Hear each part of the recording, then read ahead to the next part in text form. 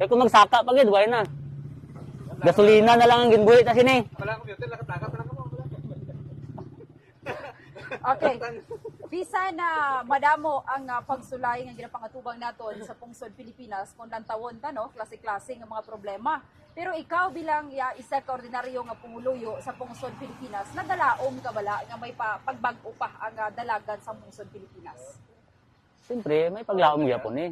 Kay ti kung nagapaningkamot man ang gobyerno nga maoke. Galaom gyapon man eh.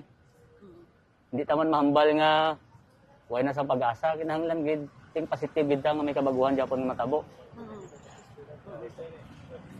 Sa subong ang imo yang income adlaw-adlaw makasustener pa man bala sa kinahanglanon sa pamilya mo?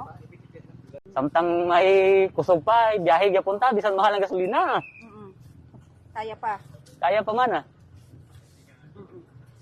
Last, tagaan ta lang kasang ligwa nga maghahatag mensahe sa aton gobyerno. Ano ang mga gina-expectar mo sa subong nga crisis nga ginapangatubang naton?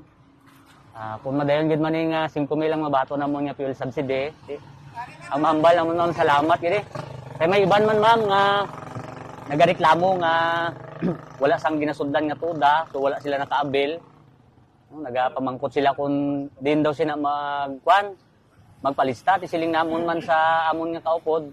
Dapat may tuda ka kay para makabil ka. Ang way sa tuda, hindi gito siya makakuha sa 5,000 ma'am.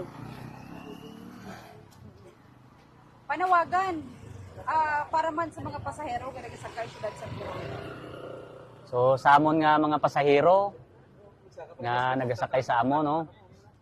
Tani intindihan lang ta nga sa amon nga sitwasyon, hindi ta lang pag permi baiso ng driver kay kung hungdon, way gid kami sang